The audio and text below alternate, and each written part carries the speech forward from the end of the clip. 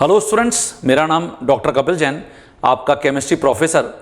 जैसा कि redox reaction या रिडॉक्स अभिक्रियाओं की इस सीरीज़ में आप मेरे लास्ट एपिसोड में देख चुके हो कि हम कैसे जो विभिन्न मेथड्स हैं जिनके थ्रू हम रिडॉक्स अभिक्रियाओं को संतुलित करते हैं, हम उनको प्रॉब्लम्स के ऊपर कैसे अप्लाई करते हैं, जिसमें हमने मुख्यतः आयन इलेक्ट्रॉन विधि को और उसके बाद ऑक्सीडेशन नंबर चेंज मेथड, ऑक्सीकरण अंग परिवर्तन विधि को अप्लाई करके देखा था। तो मैं पूरा ये आपसे उम्मीद कर रहा हूं कि आपका कॉन्फिडेंस एकदम टॉप क्लास हो गया है। अब आप बहुत आसानी से उनसे संबंधित किसी भी प्रॉब्लम को बना पाएंगे। आज इस एपिसोड में मैं आपको बताने जा रहा हूं फॉर्मल चार्ज का कॉन्सेप्ट।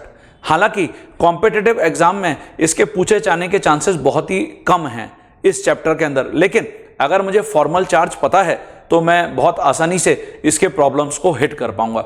एक्चुअली क्या है, जो फॉर्मल चार्ज है, जैसे हमने इस चैप्टर में ऑक्सीडेशन नंबर का कॉन्सेप्ट पढ़ा, ऑक्सीडेशन नंबर या ऑक्सीकरण अंग, जिसको हमने प्रति परमाणु ऑक्सीकरण अवस्था भी बोला। तो जब केमिस्ट को ऑक्सीडेशन नंबर या ऑक्सीडेशन स्टेट का कॉन्सेप्ट नहीं पता था, मैं ये तब की बात कर रहा हूं जब केमिस्ट को विद्युत ऋणता का कॉन्सेप्ट भी नहीं पता था। लगभग 1930-1940 में आप बात कर सकते हैं, उसके बाद फिर विद्युत ऋणता का कॉन्सेप्ट सामने आया था। तो उससे पहले अगर किसी भी यौगिक का संरचना सूत्र पता करना होता था तो केमिस्ट ये मान लिया करते थे कि दोनों परमाणुओं की अगर विद्युत ऋणताएं समान हैं, हालांकि उस समय तो विद्युत ऋणता नाम भी किसी को नहीं पता था, लेकिन ये अगर दोनों परमाणु हैं, चाहे वो समान हो चाहे वो भिन्न भिन्न हो, उनकी विद्युत ऋणता अगर समान है तो उस स्थिति में जब भी मैं उसके संरचना सूत्र का निर्माण करूंगा तो उसमें किसी भी परमाणु पर कोई भी आवेश नहीं आना चाहिए। ये एक मतलब मेथड हुआ करता था जब भी केमिस्ट किसी भी यौगिक के संरचना सूत्र को पता करने की कोशिश करते थे। तो इस समय जो भी चार्ज कैलकुलेट किया जाता था उसी को फॉर्मल चार्ज बोला जाता था। तो फॉर्मल चार्ज, इसको नियमनिष्ठ अथवा यथारीति आवेश भी बोल सकते हो। मैं फॉर्मल चार्ज के नाम से आपको यहां पे बताऊंगा। तो देखिए, इसकी अगर परिभाषा हम लिखें, परिभाषा, इसको हम ऐसे लिख सकते हैं स्टूडेंट्स, यह एक आंशिक चार्ज है, आंशिक आवेश है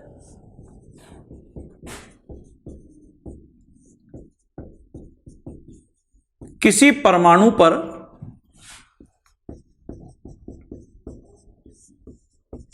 दिए गए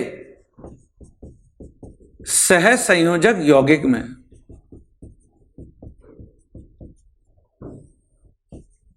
में।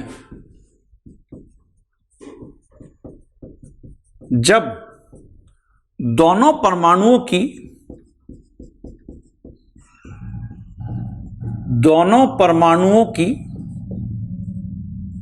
समान अथवा भिन्न भिन्न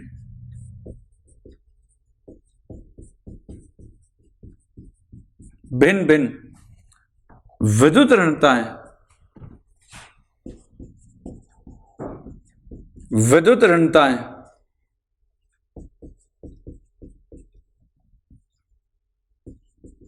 समान हों। ये देखिए,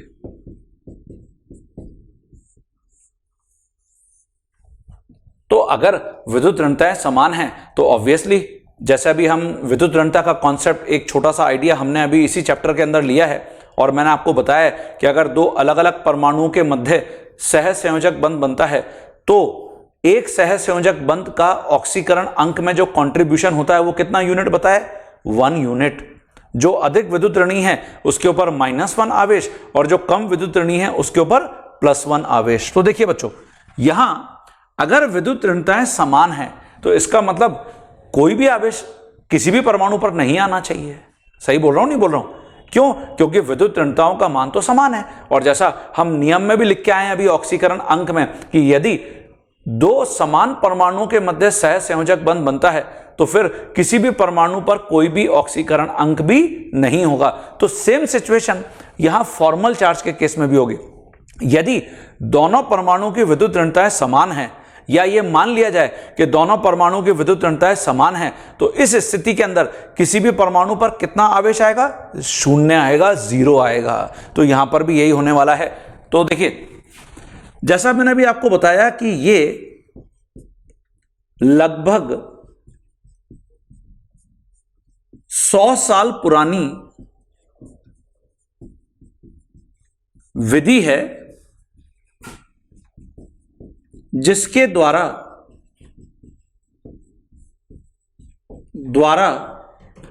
किसी भी दिए गए यौगिक को या यौगिक का संरचना सूत्र, जिसको हम स्ट्रक्चरल फॉर्मूला भी बोलते हैं,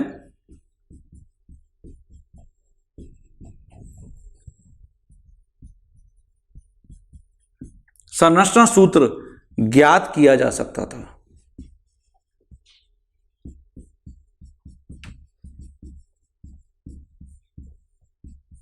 ये देखिए बच्चों, क्लियर है सभी स्टूडेंट्स को? तो ये हमको फॉर्मल चार्ज के लिए हमेशा याद रखना है कि जब भी हम किसी परमाणु का फॉर्मल चार्ज निकाल रहे हैं तो ये आंशिक या टेम्परेरी आवेश है। जैसे हमने ऑक्सीडेशन नंबर में पढ़ा है कि परमानेंट चार्ज है, और ये हमेशा विद्युत ऋणताओं के अंतर के कारण आता है। लेकिन फॉर्मल चार्ज के केस में हम पहले ही मान रहे हैं कि दोनों परमाणु की विद्युत ऋणताएं समान हैं, चाहे वो परमाणु समान हो या भिन्न भिन्न। ठीक है बच्चों, चलिए अब मैं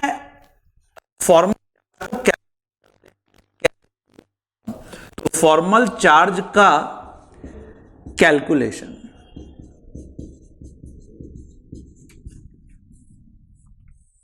तो जब भी तुमको फॉर्मल चार्ज कैलकुलेट करना हो, हम इस सूत्र का हमेशा उपयोग करते हैं। देखिए, F is equal to G minus U plus N by 2। ये देखिए, यहां जो F है इसका मतलब है फॉर्मल चार्ज किसी परमाणु पर।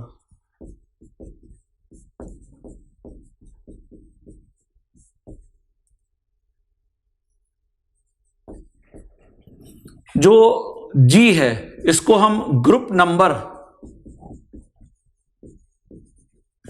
अर्थात जो आवर्त सारणी होती है ना उसमें वर्ग संख्या, आवर्त सारणी में वर्ग संख्या,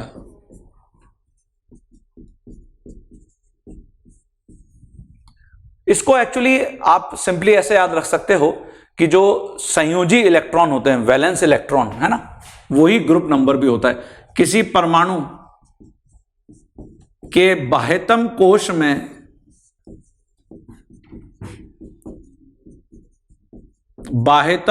में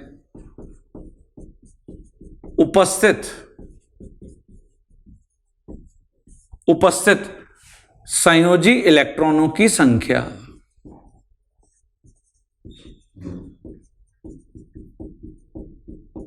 तो संयोजी इलेक्ट्रॉनों को हम क्या बोलते हैं? Valence electrons. वैलेंस इलेक्ट्रॉन्स की संख्या। अरे ठीक है, क्लियर हुआ? तो ये आपका ग्रुप नंबर, ये G हो गया। U का मतलब क्या है? U का मतलब है अनशेयर्ड इलेक्ट्रॉन्स की संख्या, असाजित इलेक्ट्रॉन। ये मैंने आपको साजित इलेक्ट्रॉन, असाजित इलेक्ट्रॉन, जब मैंने आपको सहसंयोजक और उप सहसंयोजक बंध बताया था उसमें बताए हैं बच्चों। तो अनशेयर्ड इलेक्ट्रॉन मतलब असाजित इलेक्ट्रॉन की संख्या। ये देखिए,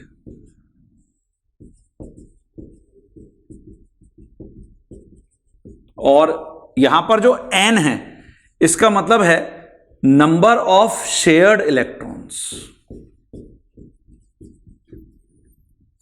नंबर ऑफ शेयर्ड इलेक्ट्रॉन्स मतलब साजित इलेक्ट्रॉन की संख्या।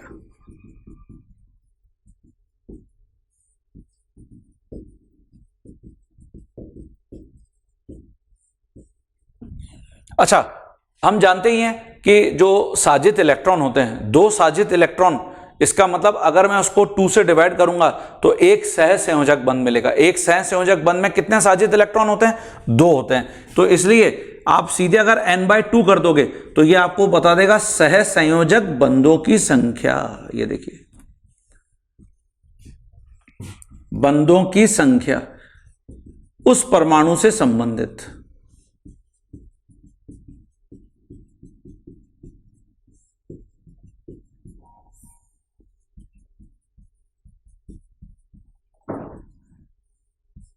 ये देखिए, तो या तो सीधे आप n/2 के लिए सहसंयोजक बंध काउंट कर लीजिए उस परमाणु से संबंधित, और या फिर उस परमाणु से संबंधित जितने भी साजित इलेक्ट्रॉन हैं पहले वो कैलकुलेट करिए और उसको 2 से डिवाइड कर दीजिए, तो ये आपको रिजल्ट मिल जाएगा।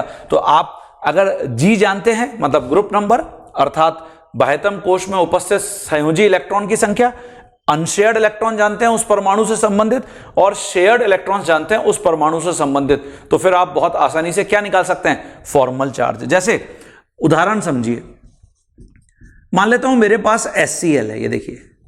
अब मैंने आपसे पूछा कि भाई बताओ हाइड्रोजन और क्लोरीन में क्या क्या ऑक्सीकरण अंक है, तो आप बोलेंगे कि सर ये तो अब बहुत ही सिंपल है, हाइड्रोजन के ऊपर +1 और क्लोरीन पर -1। ठीक है, तो यहां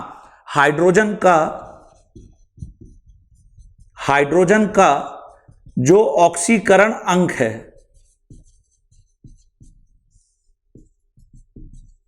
ये +1 है, क्योंकि हम पढ़ के आ रहे हैं जब भी हाइड्रोजन अधातु से जुड़ा होता है तो +1, और यहां क्लोरीन का जो ऑक्सीकरण अंक है या ऑक्सीकरण अवस्था वो -1 है। ठीक है ना। लेकिन अब अगर आपसे पूछा जाए कि बताइए हाइड्रोजन और क्लोरीन दोनों के ऊपर फॉर्मल चार्ज क्या है, तो वो कैसे कैलकुलेट करोगे, तो वो मैं आपको यहां कैलकुलेट करके बताता हूं। सबसे पहले ये अपनी कॉपी में लिख लीजिए सभी। देखिए बच्चों, अब ऑल्टरनेटिवली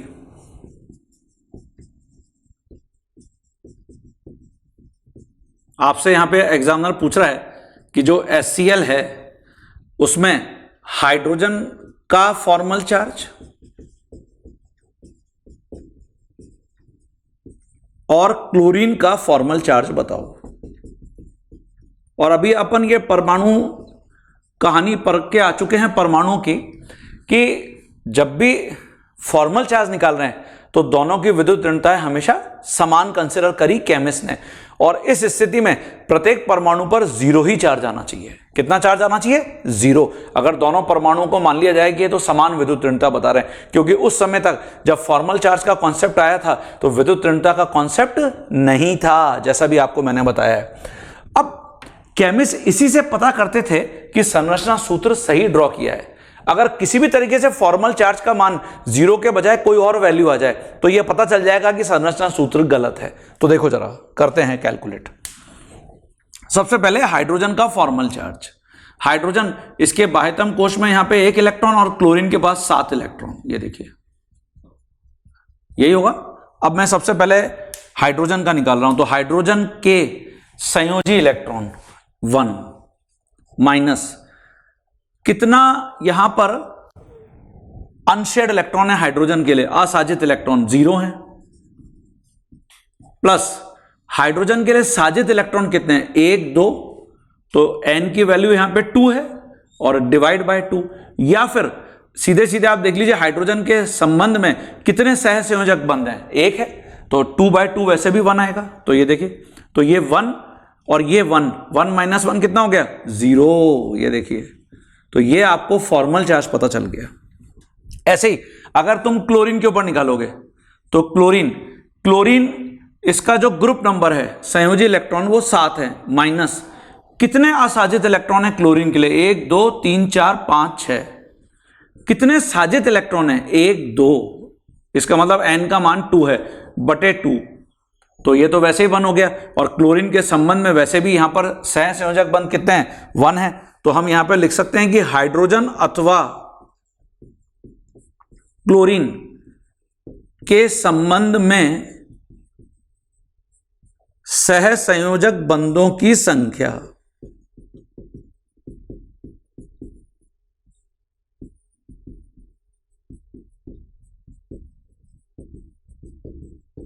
तो ये हमने भी देखा 1 है जो n/2 का मान है। तो यहां पे भी देखिए आप 6 + 1 7 -7 0, ये देखिए। तो ऑक्सीकरण अंक एंड फॉर्मल चार्ज दोनों में देखिए यही अंतर है। यहां हम विद्युत ऋणताओं को कंसिडर कर रहे हैं। क्लोरीन अधिक विद्युत ऋणीय है हाइड्रोजन से, इसलिए क्लोरीन -1 चार्ज बियर कर रहा है और हाइड्रोजन +1 चार्ज बियर कर रहा है। लेकिन जब फॉर्मल चार्ज की बारी आ रही है तो सहसंयोजक बंध में बंधे हुए दोनों परमाणुओं में से किसी भी परमाणु पर कोई भी आवेश नहीं आएगा। समझ गए सभी बच्चे? क्लियर है? तो ये सबसे पहले आप अपनी कॉपी में मेंशन कर लो। अब मैं जैसे आपको दूसरा उदाहरण देता हूं, देखिए जैसे मैं मान लेता हूं मेरे पास PCl5 है, ये देखिए फास्फोरस पेंटाक्लोराइड। अगर इसमें तुमसे पूछा जाता कि फास्फोरस का ऑक्सीकरण अंग निकालो तो आप बोलेंगे सर X क्लोरीन का 5 × -1 = 0। हम ये पढ़ते हुए आ रहे हैं कि जो हैलाइड्स होते हैं, मतलब जो हैलोजेंस हैं, वो हैलाइड फॉर्म में -1 ऑक्सीकरण अंक रखते हैं। तो 5 क्लोरीन है, तो यहां से जो X है वो +5 आ जाएगा, मतलब ये फास्फोरस पर आवेश आ गया। फास्फोरस का आवेश जिसको हम ऑक्सीकरण अंग बोल रहे हैं।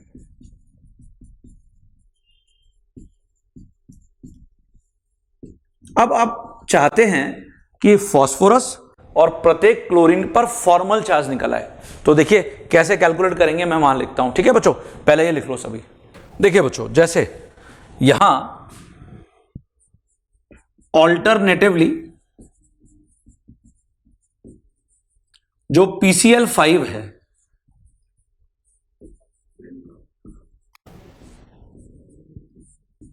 ये देखिए PCl5, तो फास्फोरस जो है यहां अगर आप फास्फोरस को देखें तो परमाणु क्रमांक 15 है, 2 8 5, संयोजी इलेक्ट्रॉन 5 हैं। तो ये देखिए फास्फोरस के 5 इलेक्ट्रॉन,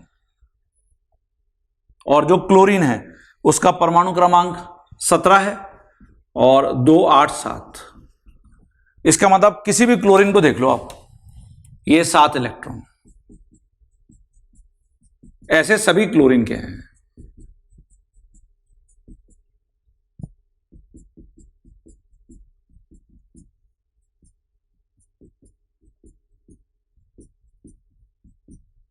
ठीक है ना?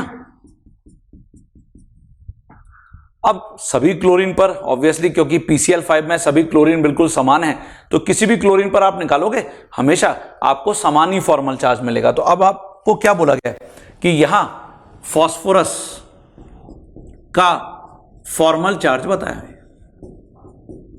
तो फास्फोरस का अगर आप फॉर्मल चार्ज निकालोगे तो सबसे पहले फास्फोरस, इसके जो वैलेंस इलेक्ट्रॉन है, संयोजी इलेक्ट्रॉन, वो 5 है, माइनस अनशेयर्ड इलेक्ट्रॉन तो कोई भी नहीं है, सारे इलेक्ट्रॉन साझा कर रहे हैं यहां पे। और शेयर्ड इलेक्ट्रॉन देखिए 1 2 3 4 5 6 7 8 9 10, n का मान 10 है, डिवाइड बाय 2। तो वैसे भी हम देख रहे हैं कि फास्फोरस के संबंध में कितने सहसंयोजक बंध हैं, 5 हैं, है ना?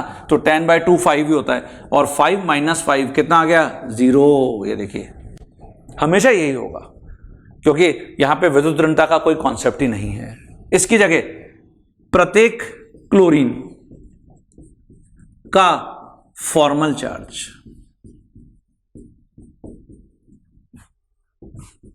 तो प्रत्येक क्लोरीन का फॉर्मल चार्ज, क्लोरीन संयोजी इलेक्ट्रॉन 7 माइनस यहां पे 0, सही लिखा है मैंने?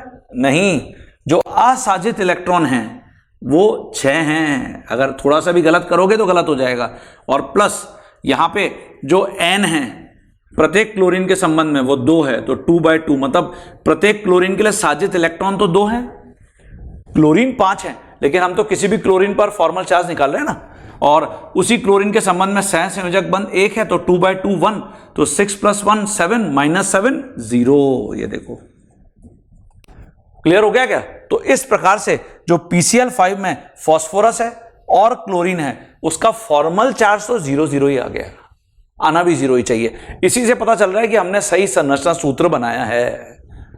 अच्छा, इसकी जगह जैसे मैं मान लेता हूं मेरे पास HNO3 है, ये देखिए नाइट्रिक अम्ल, एक प्रबल ऑक्सीकारक में हमने इसको पढ़ा है।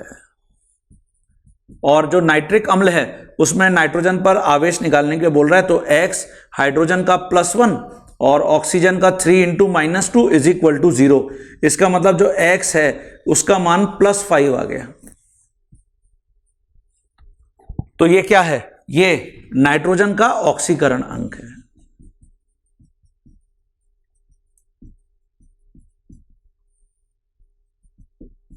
ये देखिए बच्चों, अब ऑल्टरनेटिवली अगर आपको इसका संरचना सूत्र दिया जाए और प्रत्येक ऑक्सीजन, नाइट्रोजन और हाइड्रोजन पर फॉर्मल चार्ज निकालने के लिए बोला जाए तो कैसे निकालोगे? तो यहां देख लेते हैं, पहले इसको लिख लीजिए सभी। देखिए बच्चों, जैसे यहां मैं लिख रहा हूं ऑल्टरनेटिवली,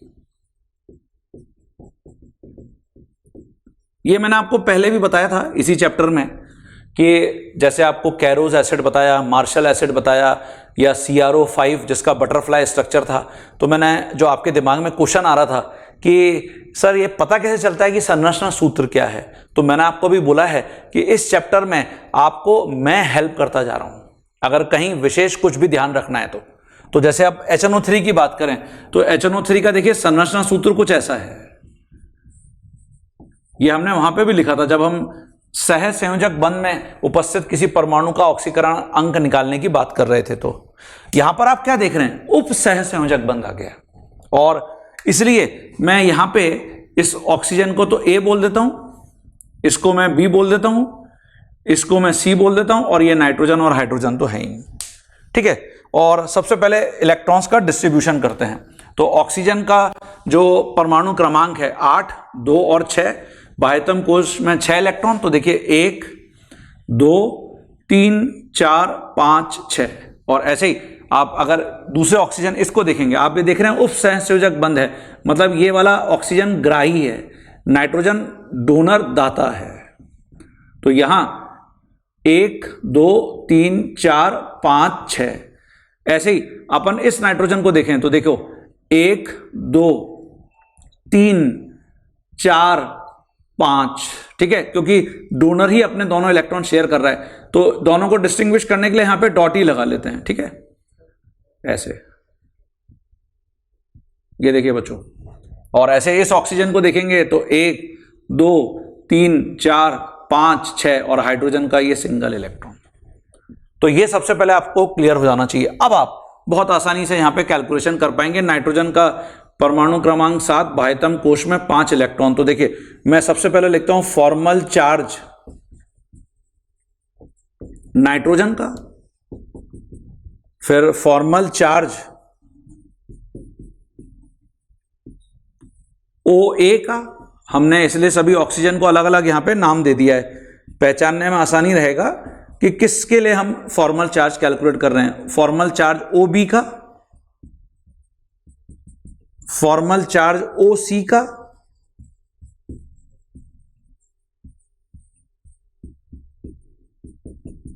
और फॉर्मल चार्ज हाइड्रोजन का अगर आप निकालना चाहते हैं तो फॉर्मल चार्ज हाइड्रोजन का। तो इससे यह फायदा होगा कि हमको अगर उप सहसंयोजक बंध है, अभी हमने सहसंयोजक बंध में तो देख ही लिया कि हमेशा दोनों परमाणुओं पर फॉर्मल चार्ज का मान 0 आ रहा है, अगर उप सहसंयोजक बंध है तो क्या होता है तो वो भी पता चल जाएगा। सबसे पहले नाइट्रोजन का फॉर्मल चार्ज, तो इसके बाह्यतम कोश में 5 इलेक्ट्रॉन माइनस कितने असाजित इलेक्ट्रॉन है? 0। कितने साजित इलेक्ट्रॉन है? 1, 2, 3, 4, 5, 6, 7, 8। n का मान 8 है, डिवाइड बाय 2। भाई आप खुद ही देखिए ना, 4 सहसंयोजक बंध है। आप बोलेंगे सर ये तो उप सहसंयोजक है, तो भाई ये आपको मैंने बताया रखा है ना, उप सहसंयोजक बंध एक विशेष प्रकार का क्या है? सहसंयोजक बंधी है। अरे ठीक है, तो यहां पे 8/2 वैसे भी 4 होगा, तो देखिए अब 5 - 4 कितना आंसर आ रहा है? +1। ये देखिए, इसका मतलब ये है कि जब भी दाता के ऊपर, मतलब अगर उप सहसंयोजक बंध है और डोनर पर अपन फॉर्मल चार्ज निकाल रहे हैं, हमेशा हम इसको +1 से रिप्रेजेंट करेंगे। तो ये स्टैंडर्ड कॉन्सेप्ट है, दाता का फॉर्मल चार्ज। ठीक है ना बच्चों? अब चलो अपन OA को पहले चेक करते हैं। यहां तो दोनों सहसंयोजक बंध है, तो OA पर 0 चार्ज आना चाहिए। तो देखिए इसके संयोजी इलेक्ट्रॉन 6, कितने असाजित इलेक्ट्रॉन? 4, 1 2 3 4। कितने साजित इलेक्ट्रॉन? ये भी 4, तो 1 2 3 4। ये देखिए, तो ये तो 2 हो गया, तो 4 + 2 6 - 6 0। ये देखिए, इसकी जगह OB, ये OB है, इसके ऊपर -1 आना चाहिए क्योंकि ये ग्राही है। तो देखें जरा, यहां पे सबसे पहले कितने संयोजी इलेक्ट्रॉन ऑक्सीजन के पास? 6। कितने असाजित? 1 2 3 4 5 6, सारे के सारे ऑक्सीजन के तो असाजित हैं। प्लस कितने साजित? ये दोनों इलेक्ट्रॉन ऑक्सीजन बी के लिए भी तो काउंट होंगे, तभी तो उपसहसंयोजक बंध बना है। ये आपको पहले ही मैं बता चुका हूं कि उपसहसंयोजक बंध बनने के बाद दोनों इलेक्ट्रॉन दोनों परमाणुओं के लिए काउंट होंगे, तभी तो बेचारे का अष्टक पूर्ण होगा ऑक्सीजन बी का। तो यहां पर जो N है 1 2, तो 2/2। ये देखिए, वैसे भी आप देखें तो ऑक्सीजन के संबंध में एक उपसहसंयोजक बंध, जो विशेष प्रकार का सहसंयोजक बंध है, वो है। तो 2/2 कितना? 1। तो ये 6 + 1 7 -6, तो कितना आंसर आया? -1। ये देखिए, तो ये ग्राही का फॉर्मल चार्ज। तो हमने यहां से एक कॉन्सेप्ट और ऐड कर लिया, क्या? जब भी उपसहसंयोजक बंध होगा हमेशा दाता पर +1 और ग्राही पर -1।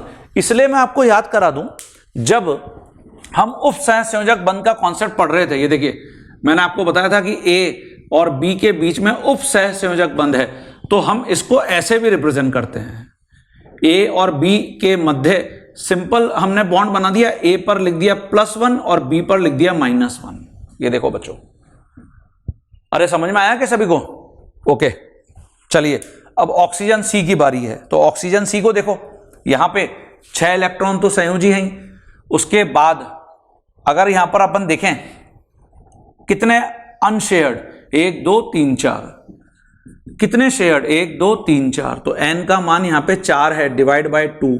तो ये 4 + 2 6 - 6 0। ये देखिए, तो ये होना ही है, जब भी सहसंयोजक बंध होगा हमेशा फॉर्मल चार्ज का मान 0 होगा। ऐसे ही हाइड्रोजन के ऊपर देखिए, अगर अपन फॉर्मल चार्ज हाइड्रोजन का निकाल रहे हैं तो इसके पास कितने वैलेंस इलेक्ट्रॉन? 1। कितने अनशेयर्ड इलेक्ट्रॉन? 0। कितने शेयर्ड इलेक्ट्रॉन? 2/2। तो इसका मतलब आंसर कितना आया? 0। ये देखो बच्चों, क्लियर हुआ सभी को? तो हमने जब HNO3 में नाइट्रोजन पर ऑक्सीकरण अंक निकाला तो +5, और जब नाइट्रोजन का हमने फॉर्मल चार्ज निकाला तो क्योंकि नाइट्रोजन डोनर भी है इसलिए ओवरऑल नाइट्रोजन पर कितना आवेश आ गया? +1।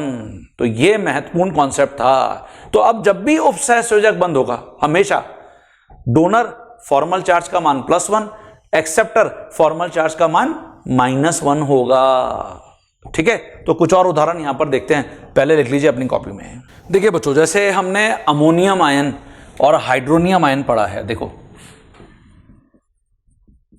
ये तुमको मैंने बताया था अमोनियम आयन, और मैंने वहां पे बताया भी था कि ये जो चार्ज है ये टेम्परेरी चार्ज है।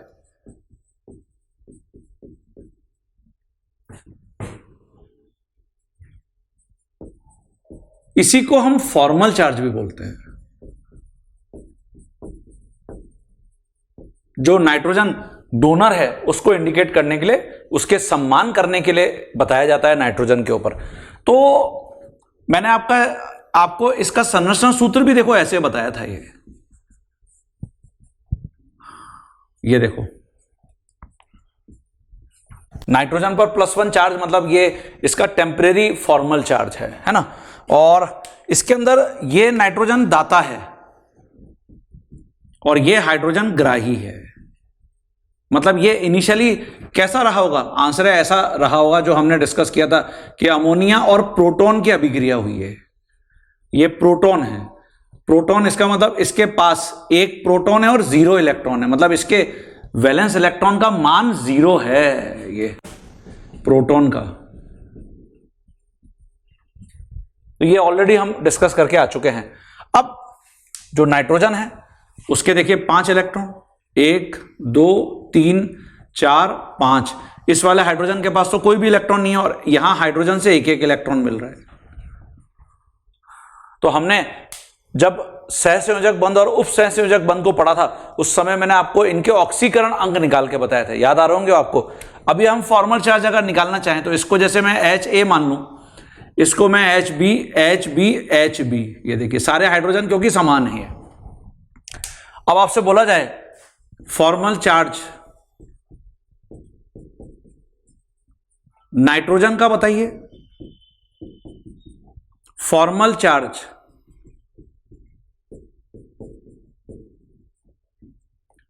हाइड्रोजन ए का बताइए, फॉर्मल चार्ज हाइड्रोजन बी का बताइए।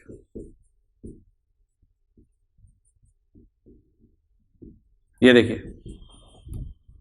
कैलकुलेट कर सकते हैं। हां, सबसे पहले नाइट्रोजन, इसके वैलेंस इलेक्ट्रॉन 5 माइनस असाजित इलेक्ट्रॉन 0, साजित इलेक्ट्रॉन 1 2 3 4 5 6 7 8, एन का मान 8/2। तो देखिए कितना आंसर आएगा, +1 आना भी चाहिए, डोनर है ये, दाता है ये। फॉर्मल चार्ज एच ए का, तो जो वैलेंस इलेक्ट्रॉन है वो 0 हैं हाइड्रोजन ए के पास, ये लिखा है अपन ने यहां।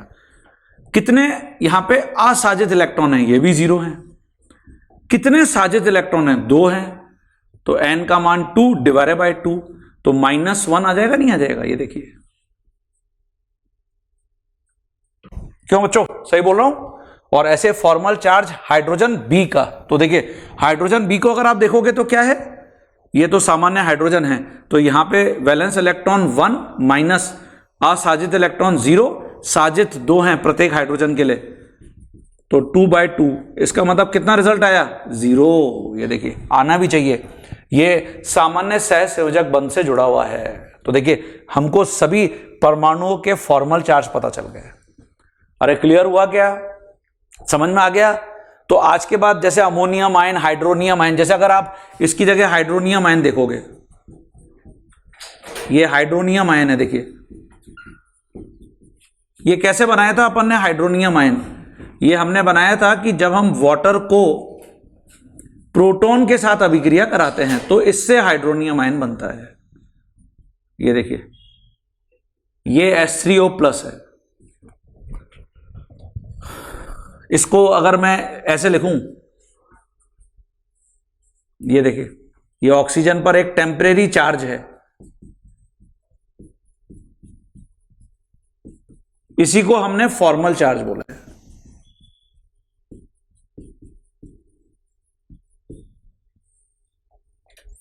ठीक है, अब मैं यहां पे अगर देखूं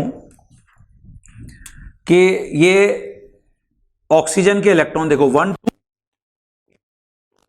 5 6, ये हाइड्रोजन के इलेक्ट्रॉन, और ये तो प्रोटॉन है, इसके पास तो कोई भी इलेक्ट्रॉन नहीं है। इसको फिर वही मैंने Hb बोल दिया, इन दोनों को Ha बोल दिया। ये ग्राही है, ये दाता है। अब मैं प्रत्येक परमाणु पर बहुत आसानी से क्या निकाल सकता हूं, फॉर्मल चार्ज, वो यहां देख लेते हैं। देखिए बच्चों, तो मैं यहां पे लिख सकता हूं फॉर्मल चार्ज ऑक्सीजन का, फॉर्मल चार्ज हाइड्रोजन परमाणु ए का, फॉर्मल चार्ज हाइड्रोजन परमाणु बी का। ये देखिए, ठीक है। और अब मैं यहां पे कैलकुलेट करता हूं पहले ऑक्सीजन का। तो ऑक्सीजन के valence electron 6 minus unshared electron, असाजित इलेक्ट्रॉन 2 हैं, साजित इलेक्ट्रॉन 1 2 3 4 5 6, तो n का मान 6 है, /2, तो ये 3 हो गया, +2 5, 6 में से 5 घटाओगे तो +1। ये देखिए ये आना भी चाहिए था क्योंकि ऑक्सीजन डोनर है, दाता है। Hydrogen a simple covalent bond में प्रेजेंट है, इसका मतलब valence electron 1, unshared electron 0, shared electron 2/2, तो आंसर कितना आएगा, 0। आना भी यही चाहिए, 0 चार्ज। और हाइड्रोजन बी जो उप सहसंयोजक बंध में ग्राही की तरह एक्ट कर रहा है, इसका मतलब इसके वैलेंस इलेक्ट्रॉन 0, अनशेयर्ड इलेक्ट्रॉन 0, और शेयर्ड तो 2 होंगे। जब उप सहसंयोजक बंध बन जाएगा तो n का मान 2/2, इसका मतलब कितना रिजल्ट आ गया, -1। आना भी चाहिए। देखिए तो मुझे लगता है कि सफिशिएंट एग्जांपल्स हैं, आपको समझ में आ गया।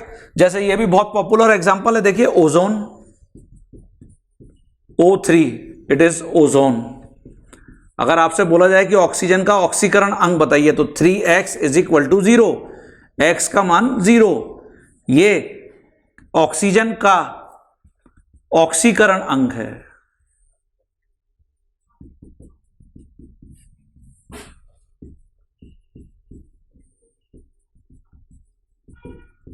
अरे बच्चों सही है, ठीक है। अब इसकी जगह ऑल्टरनेटिवली, जैसे आपको इसका संरचना सूत्र, ये देखिए ये ओजोन होता है, ऑक्सीजन, इसके बाह्यतम कोश में कितने इलेक्ट्रॉन हैं? 6 हैं। तो देखिए यहां आप उप सहसंयोजक बंध देख रहे हैं, मतलब ये दाता है और ये ग्राही है। तो इसका मतलब इसके कोई भी इलेक्ट्रॉन अभी यहां पे बॉन्ड बनाने में पार्टिसिपेट नहीं कर रहे, है ना। और ये वाला जो ऑक्सीजन है, इसके 1 2 3 4 5 6, और इस ऑक्सीजन के 1 2 3 4 5 6, ये देखिए। अब मैं प्रत्येक ऑक्सीजन पर आसानी से क्या निकाल पाऊंगा? Formal charge. तो इनको ऐसे कर देते हैं, इसको OA बोल देते हैं, इसको OB बोल देते हैं, इसको OC बोल देते हैं, ठीक है। तो वहां पे कैलकुलेट करते हैं जरा। देखिए स्टूडेंट्स, जैसे यहां हम लिखते हैं formal charge,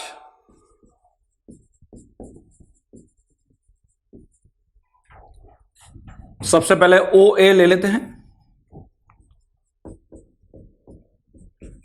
formal charge OB ले लेते हैं, फॉर्मल चार्ज OC ले लेते हैं।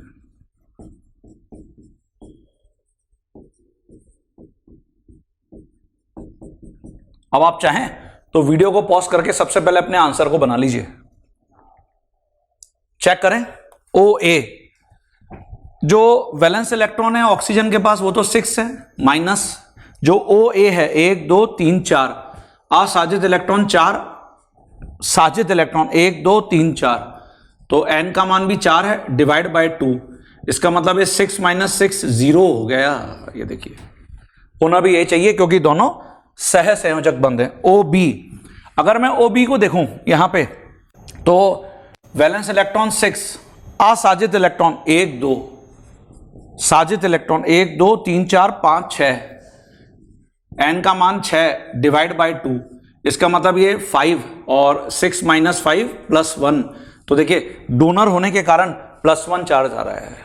और ऐसे ही फॉर्मल चार्ज OC का, तो बगैर कैलकुलेशन करे हुए ही तुम आंसर खुद लिख सकते थे, हमेशा यही होना है।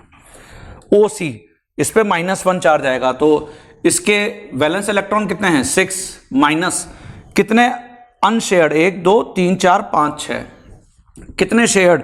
1 2, तो n का मान 2 डिवाइडेड बाय 2, ये देखो, तो ये 1 हो गया, 7, और ये 6 - 7, तो मुझे -1 लिखना है, ये देखो।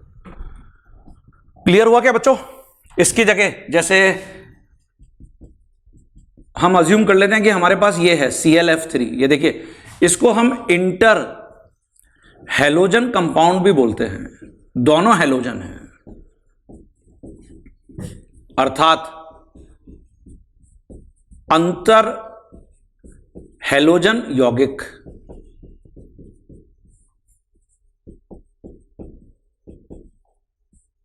ठीक है। और अगर आप यहां पे ऑक्सीकरण अंग क्लोरीन का निकालोगे, क्लोरीन ज्यादा विद्युतरणीय है या फ्लोरीन? हाँ, फॉन्सल ब्रिक्सी, बिल्कुल सही याद आ रहा है। तो क्लोरीन का अगर X मान लें, तो फ्लोरीन क्योंकि ज्यादा विद्युतरणीय है, प्रत्येक फ्लोरीन को -1 देना पड़ेगा, तो 3 × -1, ये देखिए, तो यहां से क्लोरीन पर आवेश आएगा +3, आना भी चाहिए क्योंकि फ्लोरीन ज्यादा विद्युतरणीय है क्लोरीन से, तो ये क्लोरीन का ऑक्सीकरण अंग।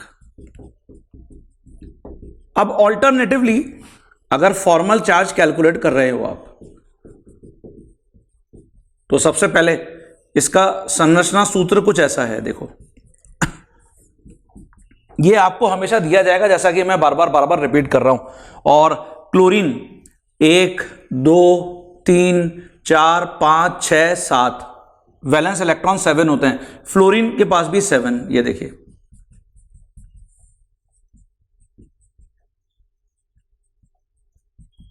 ऐसे ही यहां पर भी। अब आप क्योंकि सभी फ्लोरीन समान हैं तो इस सभी को ए बोल दीजिए। किसी भी एक फ्लोरीन पर हम ऑक्सीकरण अंक निकाल लेते हैं। तो यहां पे ऑक्सीकरण अंक तो ऑब्वियसली हम पहले -1 लिख चुके हैं। हम फॉर्मल चार्ज कैलकुलेट करते हैं। तो देखिए सबसे पहले फॉर्मल चार्ज क्लोरीन का, तो अगर क्लोरीन का फॉर्मल चार्ज कैलकुलेट करोगे तो इसका मतलब जो वैलेंस इलेक्ट्रॉन है वो 7, कितने असाजित इलेक्ट्रॉन है 4, कितने साजित इलेक्ट्रॉन है 1 2 3 4 5 6, तो ये 3 + 4 7 - 7 0, आंसर 0 आना ही चाहिए। और किसी भी फ्लोरीन पर फॉर्मल